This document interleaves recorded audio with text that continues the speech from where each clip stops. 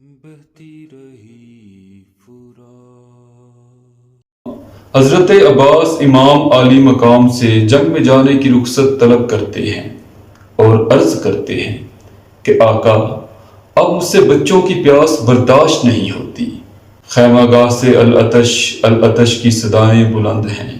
حضرت عباس پریشان اور مضطرب ہیں اور بار بار عرض کرتے ہیں کہ آقا اب تو لڑنے کی اجازت دے دیجیے تاکہ دشمنان اسلام کو بندش آپ کا مزہ چکھا سکوں۔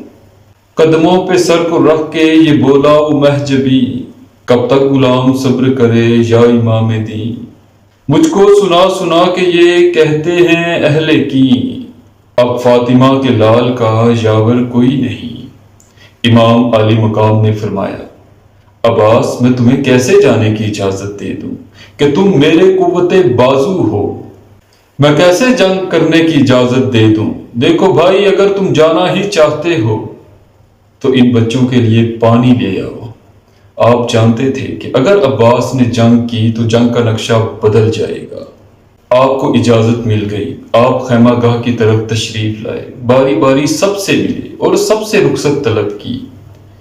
جب خیمے سے باہر نکلے اور میدان جنگ کی طرف جانے لگے تو آسمان کی طرف دیکھ کر کہا معبود تیرے نبی صلی اللہ علیہ وآلہ وسلم کے بچوں کی خاطر پانی لینے جا رہا ہوں، تو کوئی ایسا انتظام کر دے کہ مشق سکینہ کو خیمہ گاہ تک پہنچا سکوں۔ گھوڑے کو ایڑ لگائی اور نہر القمی کی جانب اپنی رفتار تیز کر دی۔ آپ ذوالفقار حیدری اس طرح چلا رہے تھے، آئی چمک کے گول پہ جب سر گرا گئی، سیل آئی زور و شور سے جب گھر گرا گئی، ایک ایک کسرے تن کو زمیں پہ گرا گئی، دم میں جمی صفوں کو برابر گرا گئی۔ آپ پہنچا اس کے گھاٹ پہ جو مر کے رہ گیا، دریا لہو کا دیکھ کے پانی سے بہہ گیا۔ نہر پر آپ کا قبضہ ہے، ایسے میں نفس کیا چاہتا ہے؟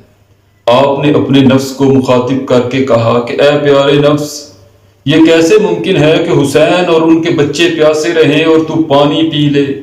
میں ایسا سوچ بھی نہیں سکتا۔ آپ نے مشق بھری مگر پانی نہیں پیا۔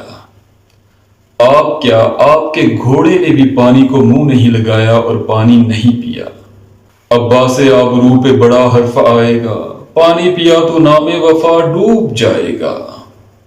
مشق سکینہ بھر کر جیسے ہی واپس مڑنا چاہا تو فوج بد نسب سے آپ کا سامنا ہو گیا۔ آپ لڑتے جاتے تھے اور کہتے جاتے تھے کہ میں موت سے نہیں ڈرتا جب تک جنگ لڑتے لڑتے تہ زمین نہ پہنچ جاؤں۔ میرا نفس فرزند رسول کے نفس کے لیے ڈھال ہے، میرا نام عباس ہے۔ حضرت عباس کو جنگ میں جان بچانے کی نہیں بلکہ مشق سکینہ بچانے کی فکر رہی۔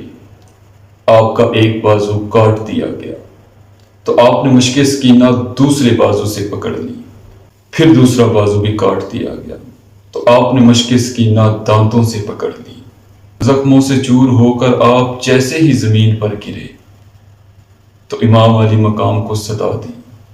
امام علی مقام آئے تو آپ نے فرمایا کہ آقا میں بہت شرمندہ ہوں، میں خیمہ گاہ تک پانی نہیں پہنچا سکا، براہ مہربانی میری لاش کو اسی جگہ پہ دفنا دیجیے گا جدھر میں گرا ہوں۔ میری لاش کو خیموں میں لے کر مت جائیے گا تاکہ مجھے شرمندگی کا سامنا نہ کرنا پڑے۔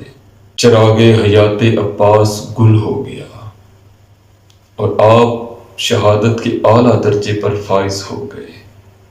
دشمن کو بھی بھائی کا نہ ماتم خدا دکھائے، پوچھ اب اسی کے دل سے کمر جس کی ٹوٹ جائے۔ فرماتے تھے پسر سے یہ رو کر ہائے ہائے، بتاؤ اکبر بھائی کو بھائی کہاں سے لائے۔ عباس کیا جدا ہوئے، گھر میرا لٹ گیا، بچپن کا ساتھ ہائے غضب آج چھٹ گیا۔